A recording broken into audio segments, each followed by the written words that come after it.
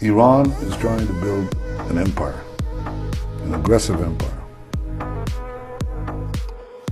Iran is on the precipice of becoming a superpower. It has missiles that can reach the United States. It now has nuclear technology, and now it's working on putting them together. This is a fundamentalist regime that talks over and over again about destroying America. Iran's rulers promised to destroy my country.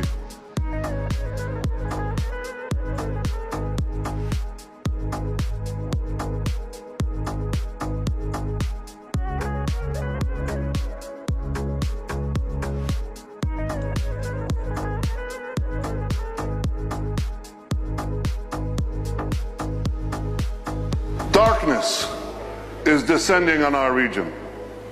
Iran is building an aggressive empire.